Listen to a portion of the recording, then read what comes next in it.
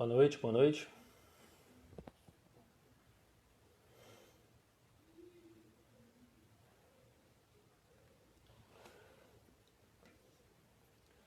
Boa noite, o pessoal está entrando.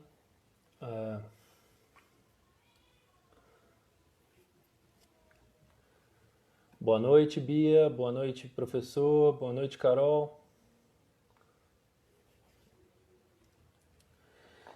Boa noite a todos. Bem-vindos ao meu canal. Hoje, o meu nome é, para quem não me conhece, o meu nome é Alexandre Melo. Eu sou profissional de educação física formado. Atualmente eu trabalho como ATP na divisão de educação especial da Prefeitura de Praia Grande, aqui no litoral de São Paulo.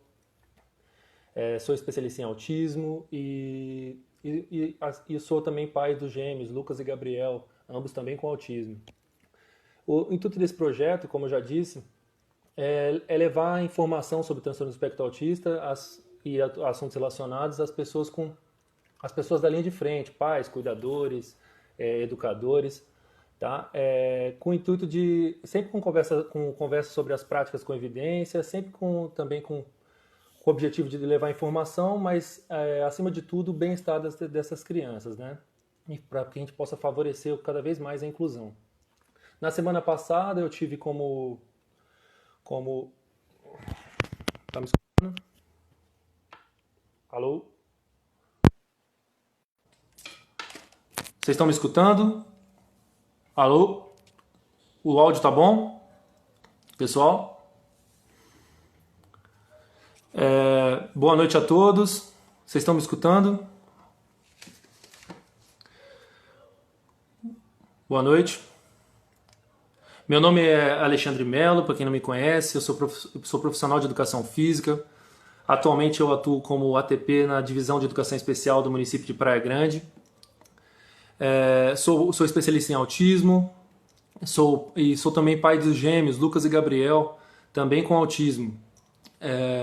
O intuito desse projeto, como eu já disse, é levar informação sobre o transtorno do espectro autista às pessoas que estão na linha de frente, né? Os pais, educadores, cuidadores, sempre falando sobre conversas práticas, sobre as práticas baseadas em evidência, sempre de uma maneira bem prática mesmo, para que a gente possa colaborar informando os profissionais e os pais, mas acima de tudo tendo como objetivo o bem-estar dessas crianças e favorecendo a inclusão delas na sociedade e na escola, tá?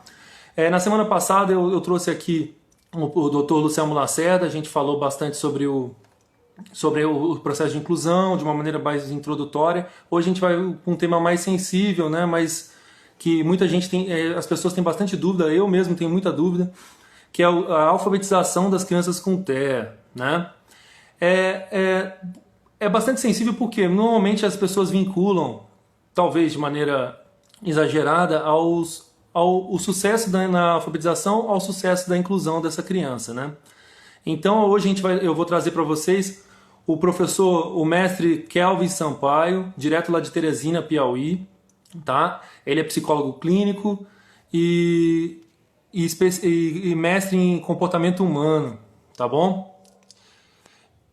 Porque a gente tem pouco tempo e o assunto tem muita pergunta já que me enviaram, tem bastante coisa. Boa noite, professor. Olá, boa noite. Estão me escutando direitinho?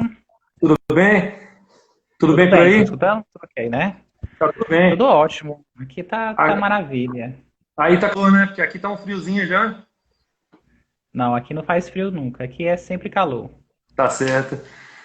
É um prazer falar com você. Eu não tive ainda o prazer de conhecê-lo pessoalmente, né? Mas eu já te acompanho o seu trabalho pelas redes sociais. Assisti seu curso no mês passado sobre o tema alfabetização, né? Por isso eu lhe convidei. Eu vejo que todo o seu trabalho é pautado em evidências científicas e isso é importante que a gente leve isso para dentro da escola, né? Que sair dos muros da faculdade, das universidades e a gente levar para dentro da escola para a gente possa ajudar a comunidade mesmo, tá?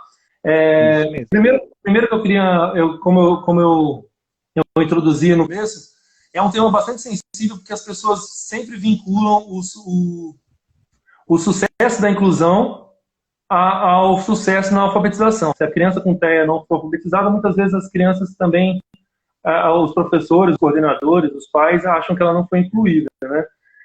Talvez possa ser de maneira exagerada esse vínculo, né?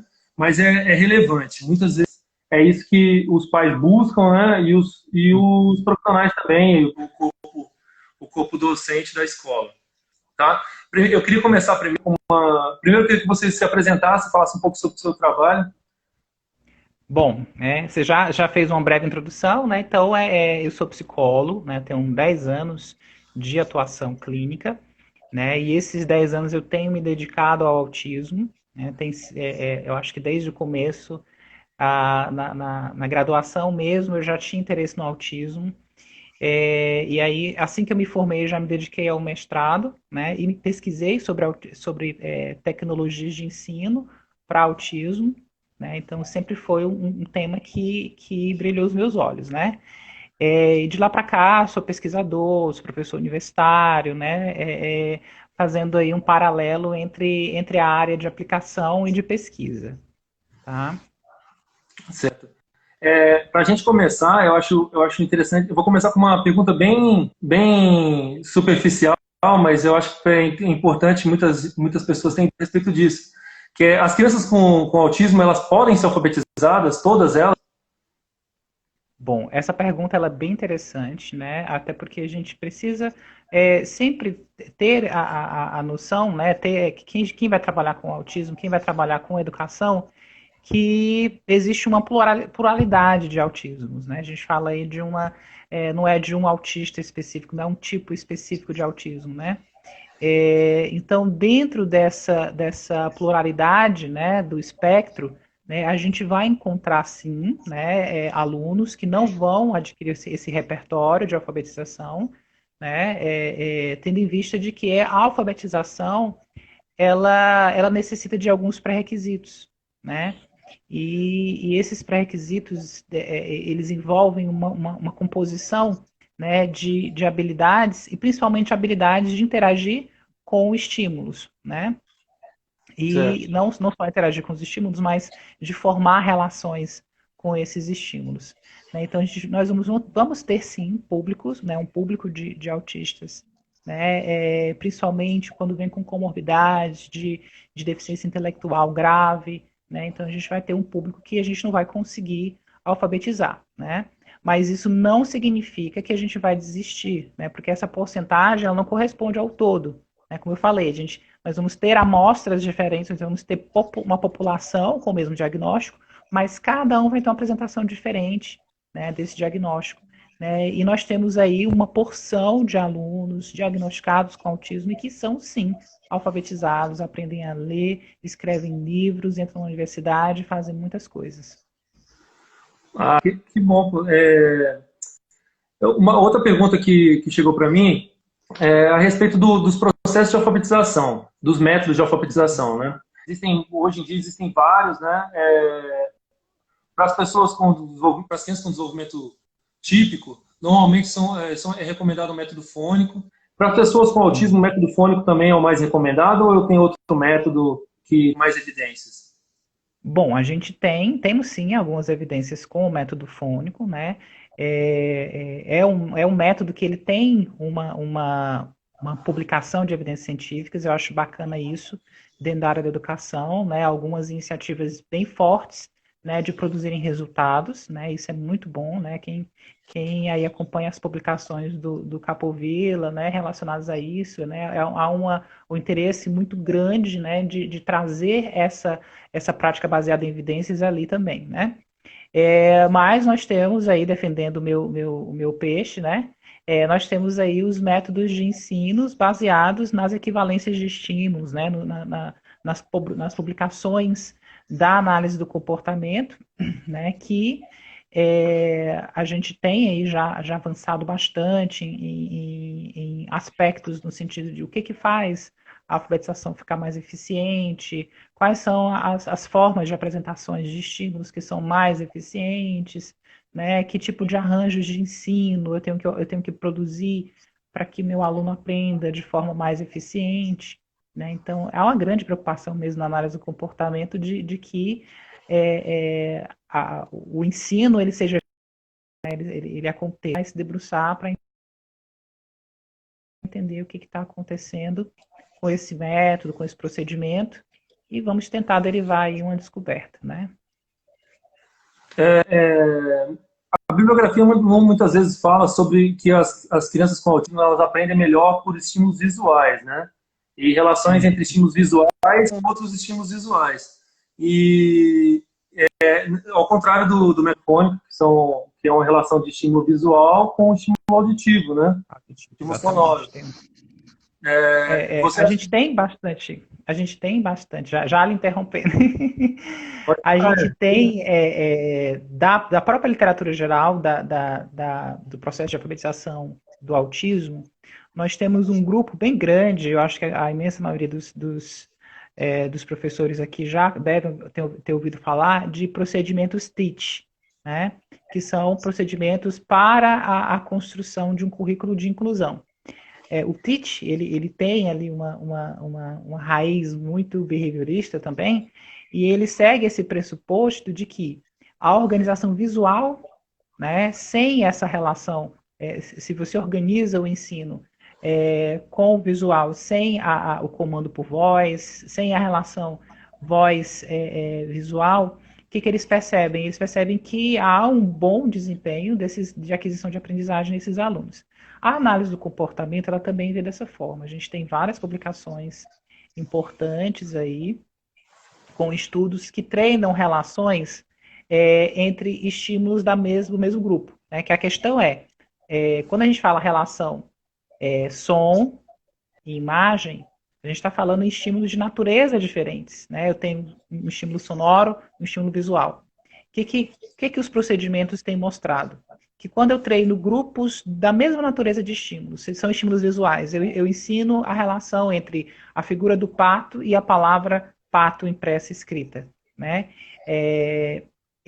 O desempenho nas tentativas construídas por esse viés, os alunos acertam mais do que quando eu ensino as relações pato e lá o estímulo correspondente. Então, tem estudos que mostram essa rota, começando pela relação visual-visual e depois testando ali a relação arbitrária entre estímulos, né? Que é quando a criança nomeia, diz o som diante do estímulo, ou quando diante do som do estímulo a criança apresenta ali o referente. Tá, você falou de pré-requisitos no começo, e que como uma condição para a criança conseguir ser alfabetizada, né? Dessa forma que você disse. E, assim, quais são esses pré-requisitos e de que maneira, assim, como é que a gente pode ajudar essa criança a adquirir esses requisitos, né?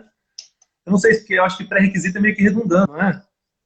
Mas eu acho né? que pré-requisitos nas bibliografias, mas os requisitos para que a criança, como a gente pode ajudar um professor, uma mãe, para que ela possa adquirir esses pré-requisitos, que ela esteja pronta para iniciar o processo de alfabetização. Complementando essa minha pergunta, complemente. Tem uma pergunta da professora Valéria também, para mim, eu acho que uma pergunta complementa a outra. E quais conhecimentos o professor, ou o pai, né, o cuidador, deve ter para conseguir ensinar esses pré-requisitos? Pronto, então vou sintetizar tudo que você está me perguntando, que são alguns conteúdos mais amplos relacionados. Então, a primeira coisa para falar para vocês é como que um analista do comportamento percebe ou como ele descreve eventos quando são relacionados a desenvolvimento. Né? A nossa literatura maior, né, no campo da pedagogia, no campo da aprendizagem, no campo da psicologia, a literatura maior que vai falar sobre desenvolvimento infantil, desenvolvimento de uma forma geral, vão se utilizar de processos maturacionais. Né? Que isso quer dizer?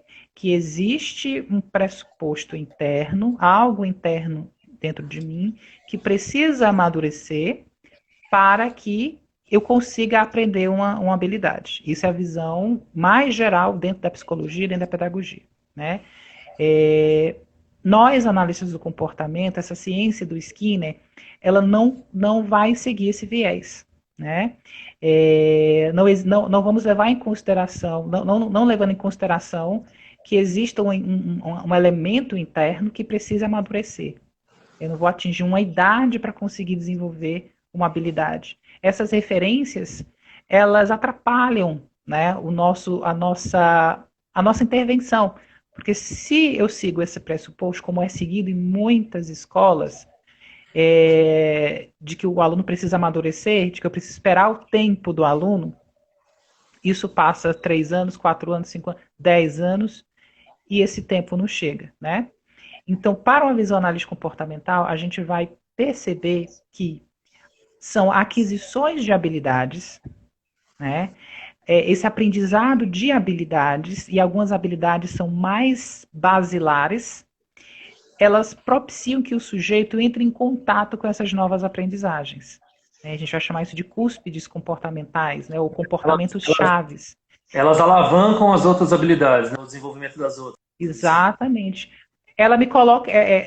Se eu tenho essa habilidade, eu consigo acessar ambientes, que nesses ambientes eu irei acessar novas relações, irei aprender novas coisas. É como, por exemplo, você aprender um idioma. Né? Você aprendeu um idioma novo, você vai fazer novos amigos, você vai pedir comida em outro país, enfim. O idioma é uma habilidade que vai te colocar em acesso a outros contextos, e novas aprendizagens vão ser mais eficientes, né? Então, quando a gente vê a aprendizagem dessa forma, né, o desenvolvimento dessa forma, a gente volta.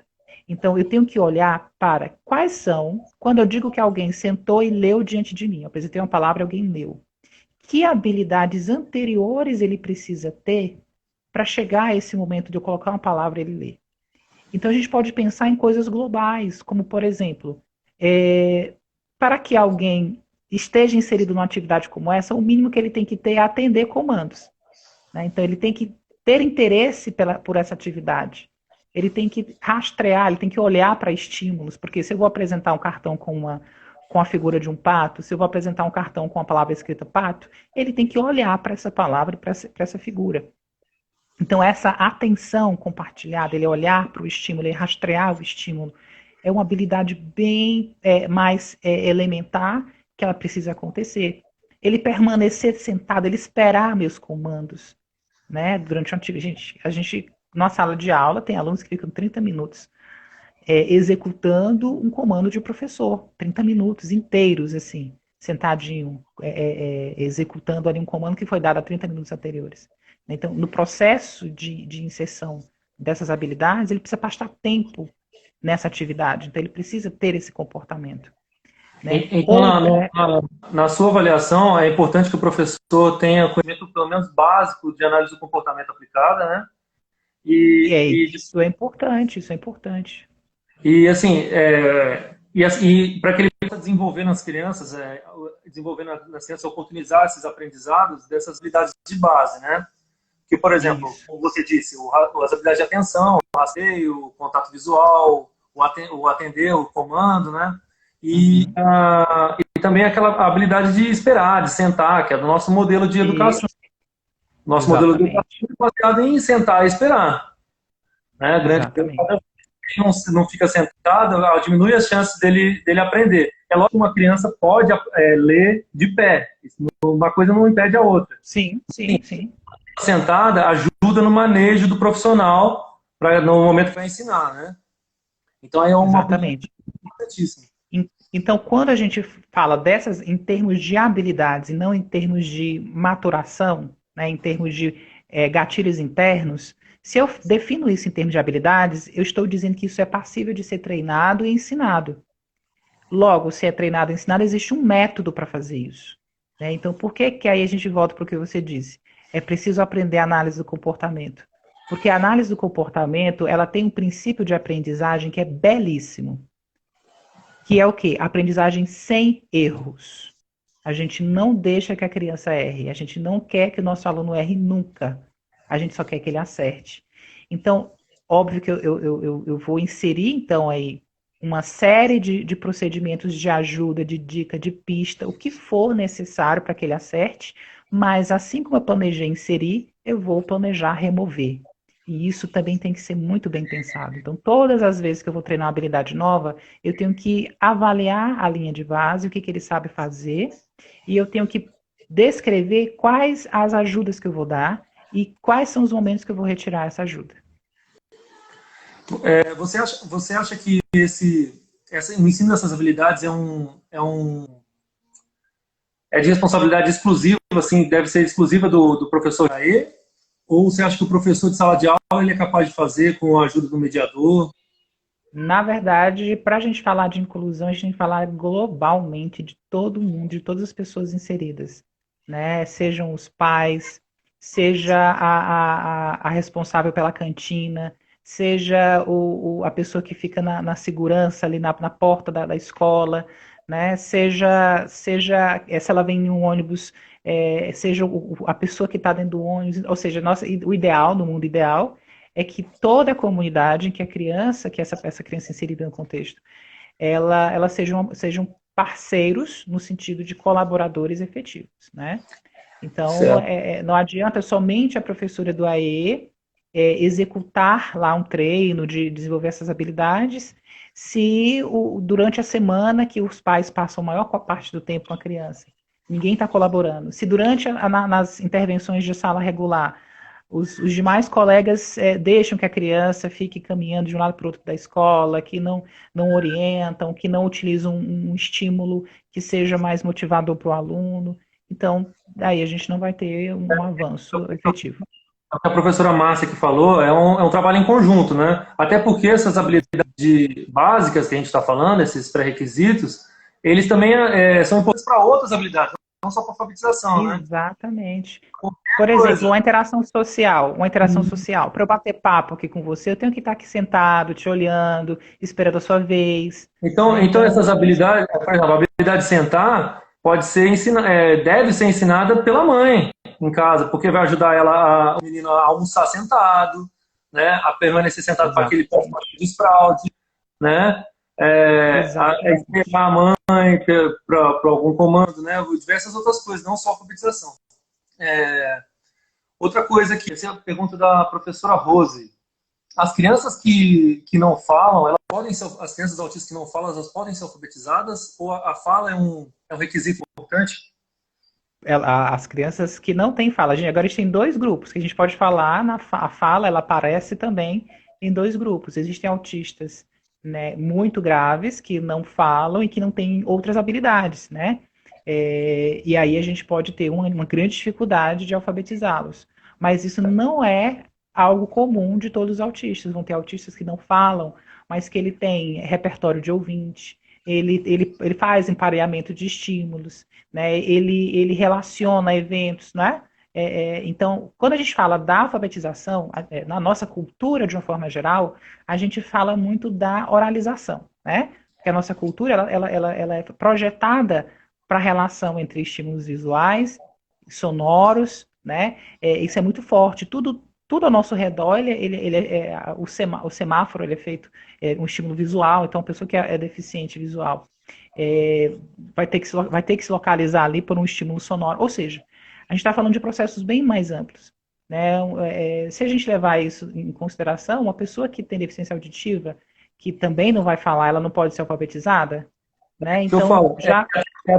até o caso aqui dos meus filhos, o Lucas e o Gabriel, né, que eles ainda não falam, né, mas eles já estão no processo de alfabetização, já fazem algumas Sim, relações, já escrevem algumas palavras, já fazem algumas relações entre estímulos, né, que até é que eu já claro. mandei para você algumas atividades. Tá? É claro que as pessoas normalmente fazem essa confusão, eu acho também, é assim, uma percepção minha, que normalmente a ausência da fala está ligada a uma comorbidade de deficiência intelectual, né? Que isso atrapalha também bastante Sim. o ensino da... Normalmente, as crianças que não falam são aquelas, normalmente, né? Não generalizando, normalmente são aquelas que também têm uma deficiência intelectual associada Sim, ao... sim, sim. Mas aí a gente pega, por exemplo, existem outros. Geralmente a fala ela entra aí quando faz a leitura oral. Aí o professor diz assim: mas como é que eu vou saber se ele está lendo? Né? Mas você tem outras evidências da leitura. né? Você tem outras evidências. Então, se você apresenta uma instrução, toque o seu nariz, e a pessoa toca sem te dizer nada, ela leu, ela entendeu o que tem que fazer, né? Ou seja, ela precisa ler, toque o nariz e depois executar. Então, assim, existem outras formas de você ter uma evidência de que o sujeito leu, né? Quando eu faço um ditado, né? Eu digo assim, escreva pato, a pessoa escreve pato, ele não precisa me dizer pato. Se ele escreveu pato, está ok, né? Eu tenho uma amostra desse comportamento, porque essas relações, elas foram adquiridas. E assim, nesse processo de alfabetização por equivalência de estímulos, a gente ensina do segmento da palavra, da sílaba, e depois ensina a palavra, ou ao contrário, ensina a palavra, faz a associação com a figura. Bom, e depois vai nós temos, assim, duas linhas dentro da análise do comportamento que discutem esse tema, né? O que a gente tinha muito no começo da análise do comportamento? Nós tínhamos uma linha muito forte que defendia o ensino inicialmente da palavra como um todo, né? Nesses procedimentos mais antigos, isso da década de 90, entrando nos anos 2000. A gente tinha estudos que focavam mais nesses aspectos de treino, ensino da palavra toda, sua correspondência com o estímulo sonoro e sua correspondência com a palavra escrita, com o estímulo, né, o elemento visual, a figurinha de alguma coisa. Só que nós temos outras correntes dentro da análise do comportamento também, muitas pesquisas recomendo, leiam o grupo do Pará, eles publicam muita coisa bacana sobre isso, e eles têm mostrado muita evidência, porque tem alguns problemas, não é que a pessoa não adquira a leitura, mas porque tem alguns problemas de leitura que eles acabam se tornando mais fortalecidos quando a gente treina somente as palavras. Então, por exemplo, eu compreendo, assim, estou falando como leigo aqui, que talvez se você ensinar a palavra por inteiro, você facilita a leitura com compreensão. Você não acha isso bem? Bom, não, o que a gente acha não interessa, o que a gente tem que falar do resultado. Não te cortando, né? Mas como o processo do pensamento, da questão científica, a questão é essa, né? O que a evidência diz? A evidência diz que o treino das sílabas, ele facilita mais ainda isso. Agora, deixa eu concluir teu raciocínio. Porque dentro de algumas questões importantes de problemas de leitura, eles acontecem. Por exemplo, quando a criança ela lê apenas por uma partícula da palavra. Né? Eu vou te ensinar bolo, e aí eu te ensinei bolo, e aí eu te apresento aqui um cartãozinho que está escrito bola. E aí você lê bolo, porque eu te treinei você a ler bolo. Né? Ou seja, você ficou sob o controle de uma parte específica da palavra, né? Do que está escrito. E isso acontece demais na população do autismo, né? Que a gente chama de controle restrito ou superseletividade, de ficar sob o controle de uma parte de um estímulo composto. Só sendo controlado pelo B ou O, né? Ou só pelo B. Isso. Então, o que essa galera do Pará tem mostrado? Eles têm iniciado, e tem um estudo super bacana que eu posso indicar para vocês verem depois. Eles pegaram a revisão sistemática de várias publicações na análise do comportamento, de todas as vezes em que esses procedimentos com sílabas foram utilizados. E aí eles apresentaram como que os resultados surgiram. E aí sempre que os procedimentos de ensino com sílabas, eles não apareciam, os resultados dessas pesquisas mostravam uma forte incidência de controle restrito, né? Que a criança acabava errando e lendo por conta disso. E aí o que os autores faziam? Por ter esse erro, eles ensinavam as sílabas depois para corrigir. E aí eles começaram a usar como correção. E aí outros estudos começaram a fazer diferente. Começaram a apresentar primeiro as sílabas, treinavam as palavras inteiras, e aí eles tinham lá uma menor porcentagem de erros neste critério de controle restrito. Né? Então, os alunos conseguiam ler palavras novas, né? Não treinadas ainda, né? Por conta da recombinação das sílabas. Certo. Outra coisa, eu já falei para você que eu sou bastante fã da Camila Gomes, né? Das publicações dela. E um dos livros dela, esse daqui, que eu recomendo para todo mundo. Ensino de leitura para pessoas com autismo, eu recomendo para todo mundo. É bem baratinho e muito, muito muito, muito interessante. Que é, Bem, ela bem gostosinho de se ler. Bem isso, facinho. não, e é bem didático, é bem fácil de entender. Ela fala, ela cita algumas coisas, entre elas que não é recomendado muitas vezes ensinar consoante, que pode acarretar alguns problemas. Ensinar só as vogais e depois já ensinar as sílabas. Tem alguma coisa em evidência nisso que pode atrapalhar na hora Na, da leitura? Por exemplo, na verdade, a gente... a fale, criança continue. aprendeu a vogal A, né? E aprendeu a consoante M. Na hora que ela for juntar, talvez fale MA, né? Não MA. Entendeu? Nesse sentido. A questão é a estratégia de ensino, né? Então, a forma como eu vou expor essa intervenção, ela pode gerar esse erro. Essa tentativa de fazer M com A, MA, né? É um tipo de procedimento muito utilizado na alfabetização, né? Só que isso gera muito erro, muito erro, né? Então, dessa forma, né? Essa junçãozinha que é feita ela não facilita para o aluno juntar essa relação, né? Então, o que a gente tem visto é que, na maioria das vezes, a criança permanece com esse M com A má, L com A lá, aí pergunta, que palavra é essa, cachorro? Tipo, não diz o que é, porque não faz essa junção, né? Então, o que a gente percebe com grande evidência, que é o ensino da sílaba inteira, aí no caso a gente vai ensinar a sílaba, né? Não essa junçãozinha, M com amar, M com emé, né? A gente vai trabalhar a criança identificar a sílaba, ma, mé, mi, né? A gente vai indicar dessa forma. Certo. Outra coisa, eu acho importante, tem bastante gente perguntando a respeito do que é realmente a equivalência de estímulos. Aí eu acho importante explicar que é quando a gente apresenta um estímulo A, por exemplo, a figura pato, que nem você falou, o desenho do pato, e equivale, ele apresenta ao mesmo tempo a palavra escrita pato, né? O estímulo B. Né? Então A é igual a B.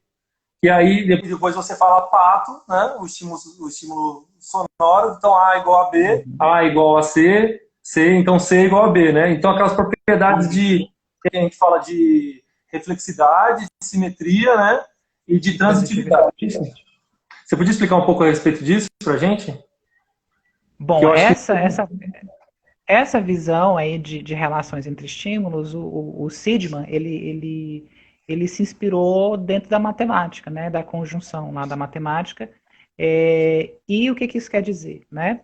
Quando a gente fala de relação, né, de simetria, né? Vamos pegar a simetria.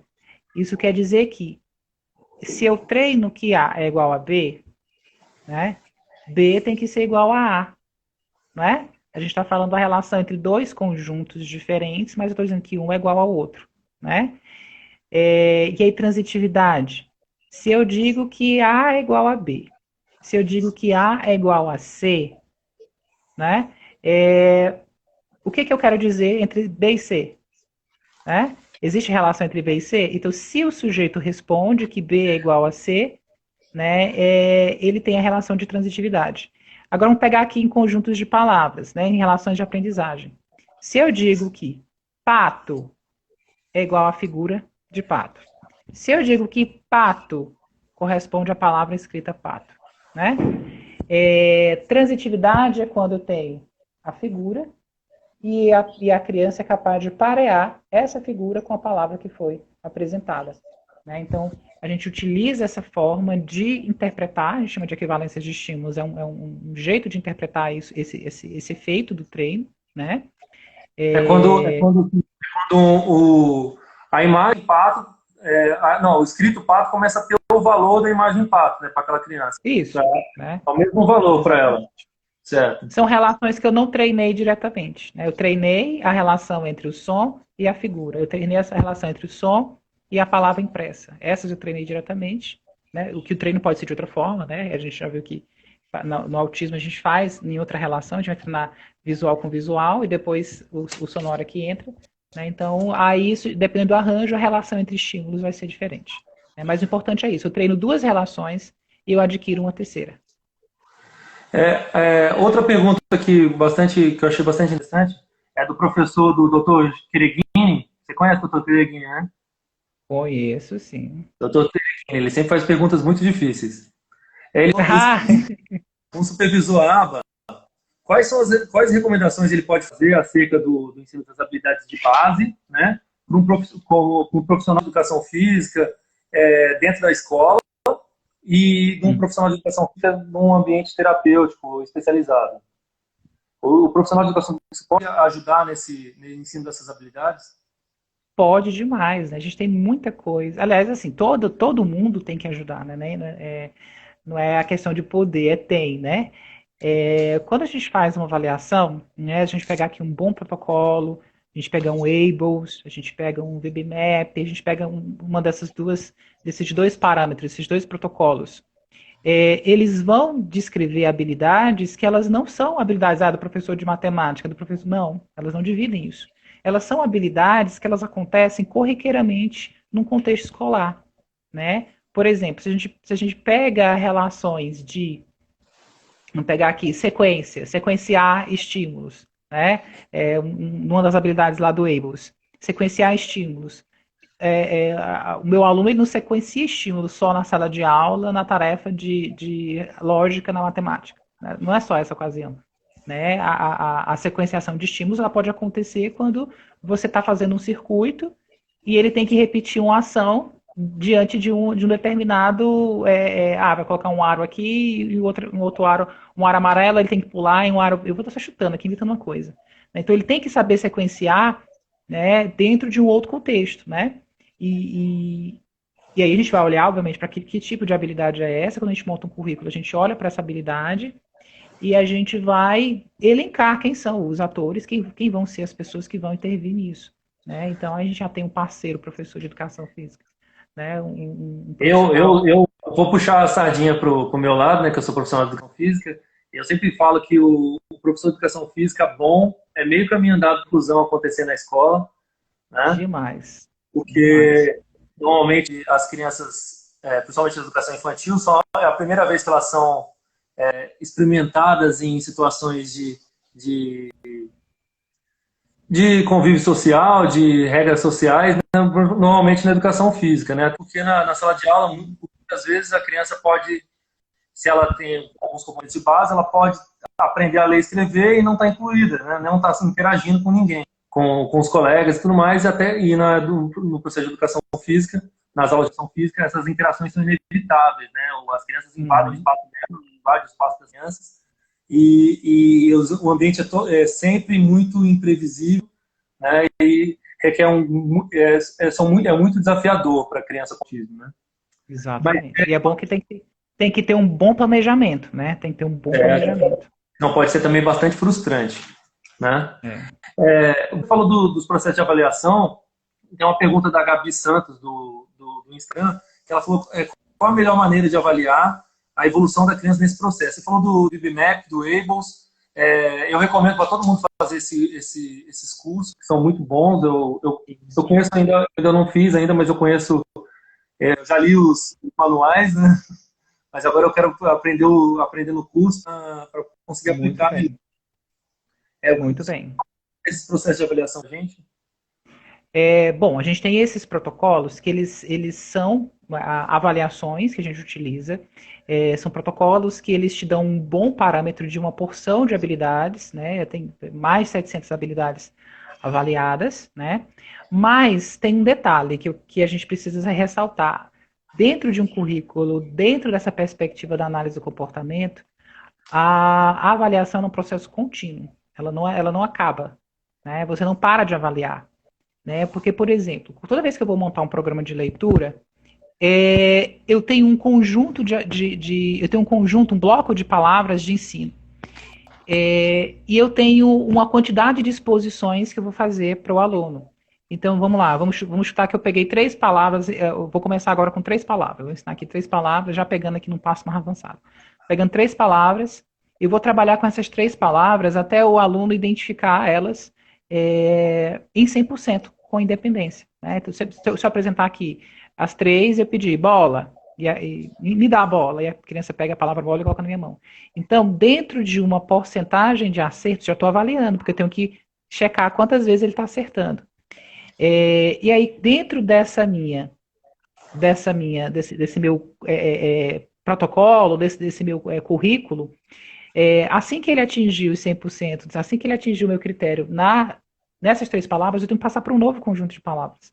Então, a avaliação, ela é por isso que é começo, meio e importante, fim. dando um ponto que eu achei extremamente importante, o processo de alfabetização, principalmente das crianças com desenvolvimento atípico, autismo, é importantíssimo o registro, para você avaliar e saber a que ponto ele está.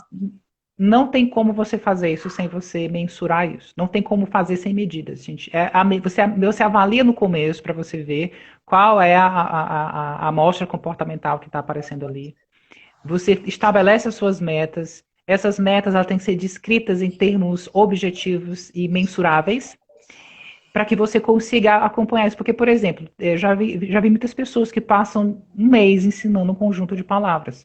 Gente, isso já está errado, né? Já tem erro em algum lugar. Então, se você está um mês e 2, isso acontece às vezes até mais. Tem professor que eu vejo, eu estou há 1 ano ensinando as vogais e ele não identifica. Então, tem uma coisa muito errada com o seu procedimento. E se a gente tivesse feito uma boa avaliação e a gente tivesse acompanhado esse processo mensurável, de forma mensurável, você já tinha descoberto isso na primeira semana.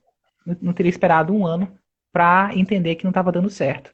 Então, a ausência dessa mensuração, ela faz com que o processo de ensino, ele fique enfadonho, ele fique aversivo para a criança, porque ela vai ser exposta a situações em que não está aprendendo e que tem punição. E também em situações de erro também, que podem ser bastante frustrantes. E até... o erro é frustrante demais, né? Os protocolos de VB-MAP e ABLES, eles podem ser aplicados pelo professor de AE, né? Eu acho bastante difícil a professora de sala de aula aplicar, até porque ela tem as outras crianças, né, a professora regente. Mas eu acho que o professor de AE, ele pode muito bem aplicar esses procedimentos, né, esses protocolos, e trabalhar em conjunto. Mostrar para a professora regente a evolução, e a gente pode, para ela possa caminhar e saber até o que ela pode exigir daquela criança, né? Quais as habilidades que ela já tem e o que ela pode exigir dela. Como vai exigir também, né? E como vai ser exigido. Como vai exigir, sabe? A identificação dos reforçadores, todas essas minúcias que são importantes no processo de aprendizagem, né? Agora para a gente, eu vou concluir aqui, eu queria depois que você falasse também. Eu sou um ativista, né, até, do ensino das habilidades de base, as habilidades básicas, né? E a gente, muitas vezes, está na escola ou no ambiente de casa mesmo, a gente não dá muito valor para essas habilidades, porque normalmente as crianças com desenvolvimento atípico aprendem elas de maneira natural, né? As habilidades de imitação, as habilidades de atenção, essas habilidades de permanecer sentada, ou talvez também, muitas vezes, por controle aversivo, né? A criança fica sentada porque se levantar toma uma bronca, né? Mas acaba aprendendo de maneira meio que natural. A vida vai levando e ela aprende, né? As crianças com desenvolvimento típico. Então, aí muitas vezes os professores não dão essa devida importância para isso e acabam pulando etapas, né? Tentando alfabetizar a criança, tentando iniciando o processo de alfabetização antes da criança ter aquelas habilidades de base que são importantes para a vida dela, não só para a alfabetização, né? Certo? É isso mesmo. Eu acho que, sim, que isso, feito dessa forma, como você está falando, é frustrante para o professor e para o pai, né? Porque, veja, você está colocando uma expectativa, óbvio que para o próprio aluno, né?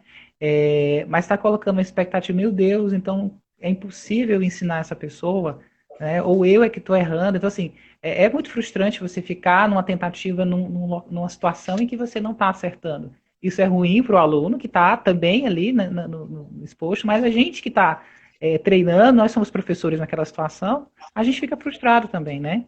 Então, saber exatamente por onde começar, saber como avaliar e como acompanhar esse desenvolvimento é extremamente importante. né? Sem medidas a gente não avança, gente. Sem medidas não dá para você ensinar nada para ninguém. Certo. Para a gente encerrar aqui, eu queria falar, recomendar para todo mundo o canal Luna Aba, né? Que tem 4 aulas suas bem detalhadas a respeito desse assunto, bem detalhadas as habilidades de base, de prontidão, né? Todo esse processo até o ensino com compreensão da leitura, né? E está bem detalhado no canal no YouTube do Luna Aba, não é isso? Isso, a gente tem, dentro desse contexto de alfabetização, a gente tem temas relacionados a pesquisas, a gente tem temas relacionados a intervenções de outra natureza, comportamento verbal, alfabetização, ou seja, a gente está o tempo inteiro publicando materiais lá na página, né, principalmente o professor Luciano Lacerda, né, que é bem mais ativo na página. Mas, assim, muito conteúdo de excelência, gente. Muito conteúdo de excelência. E conteúdo que pode ser aplicado na sala de aula, não somente clínico, né?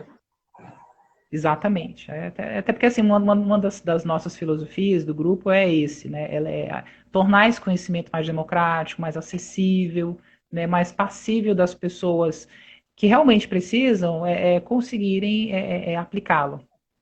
Então, esse é também um dos objetivos aqui do meu canal, justamente esse. Porque, assim, se for infelizmente, aqui no Brasil, né, se a gente acha que 10% das crianças com autismo tiverem a terapia baseada em análise de comportamento, é muito, né? A grande maioria delas tem simplesmente os pais e os professores, né? Então, se a gente conseguir levar essa informação para os professores, a gente consegue melhorar o prognóstico daquelas crianças, né? E melhorar a qualidade de vida delas no futuro, né? E o ensino da alfabetização está diretamente ligado a essa qualidade de vida. Exatamente, exatamente. Isso é importante para a nossa sociedade como um todo, né? Eu queria que você aproveitasse para falar um pouquinho do trabalho, de futuros cursos, se você quiser convidar o pessoal para falar, para fazer, fica à vontade. Bom, assim, gente, nós estamos com alguns cursos, algumas pessoas perguntaram sobre ABLS, VBMAP, né, os membros da equipe do Lunaba utilizam esses protocolos e a gente faz cursos disso, inclusive a professora Aida Brito, né, recentemente lançou o curso do ABLS e está sempre lançando, vocês podem acompanhar na minha rede social ou na rede social da Lunaba, a gente sempre divulga. O BibMap também é um material que ele é ofertado pelo professor Danilo Sá. Né? Sigam na página dele também, Psi Danilo de Sá. Não vou lembrar, mas vocês acham ele no meu Instagram. E tem sempre também divulgando o BibMap, né? O curso é excelentíssimo, né? Tem a possibilidade de vocês aí aprenderem a construir o material para aplicar. Né? Algumas pessoas perguntaram, esse material vem de onde é?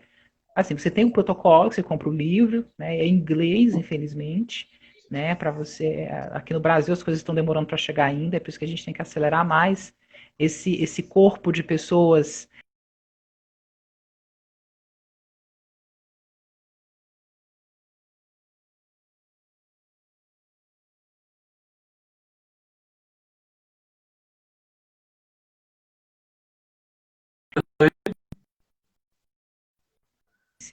Seja viável, sim. Viu? Certo. Para a gente finalizar, eu também queria recomendar aqui, como eu falei, eu sou fã da professora Camila Gomes, né? Esse livro aqui é muito bom, ensino de habilidades básicas para pessoas com autismo. É muito bom, assim como esse outro de alfabetização, são muito fáceis de entender. Alguém que não tem ainda vivência na análise do comportamento vai conseguir entender, compreender. Tá? Eu falo isso de experiência própria. Quando eu descobri a análise do comportamento, eu tentei ler um livro do Lovász, uma publicação do Lovász, eu não entendi nada, e esse livrinho amarelinho foi o que abriu meus olhos para entender um pouco mais, para que depois eu pudesse, com publicações complexas, com termos mais complicados, né, que a gente muitas vezes acaba atrapalhando a democratização mesmo. Né? Eu acho que vocês são bastante democráticos em relação a isso. Eu queria agradecer, obrigado por ter aceitado o convite. Tá? Você não imagina como você está colaborando com a gente aqui com todos os professores da Baixada Santista. né? Em especial os professores do município de Praia Grande, que eu tô orientando também com o ATP, né? Uhum. E eu agradeço, eu espero que a gente possa ter esse assunto, vai voltar muitas vezes ainda, o pessoal provavelmente vai encher de perguntas ainda no canal, para saber que agora, Ótimo. quanto mais a gente sabe, mais dúvida a gente tem, né? E o objetivo é esse mesmo, gente, é vocês terem o interesse de estudarem mais esse assunto. Pessoal, esse vídeo vai estar logo logo no meu Instagram, vai estar também, depois de uma meia horinha, vai estar no YouTube, no Facebook, tá bom? Já vou convidar todo mundo para a semana que vem, eu vou estar com a fonoaudióloga Andréa, a gente já vai estar falando de estimulação da fala em sala de aula, dentro de casa, para os pais, para os cuidadores, para os professores, tá? Como a gente pode colaborar, principalmente nesse momento de quarentena, né? Que não tem aula, elas estão em casa e muitas vezes falta estímulos para elas, e aí a gente pode aproveitar esse tempo com nossos filhos, com autismo, para poder ajudá-los, né? Obrigado de novo, professor. Eu vou encerrar. Se alguém quiser quem quiser fazer mais alguma colocação, por favor. Enquanto eles falam aí, eu agradeço o convite e estou aberto a novos convites. Você sabe que pode contar comigo. Obrigado, professor. Obrigado a todos pela participação. Tá? Já vai cair aqui já daqui a pouco. Os cursos, está perguntando, o protocolo chama VibMap e o outro chama ABLES. Eu vou colocar aqui na descrição certinho. Tem vários cursos aqui da professora Brito, né? Tem a Ida e do Danilo. Da Ida Brito. E tem outros também, mas da Ida Brito eu conheço, é muito bom, todo mundo fala muito bem, que é de ABLES, né? E VibMap, o professor Danilo Sá não deu esse curso? Isso, ele oferta sempre. Então, depois você coloca na sua página a indicação dos cursos, que aí as pessoas vão saber onde se inscrever. Tá bom, obrigado, gente, obrigado a todo mundo. Até semana que vem. Obrigado, professor Kelvis. Valeu. Tchau, tchau, boa noite. Tchau, tchau, pessoal.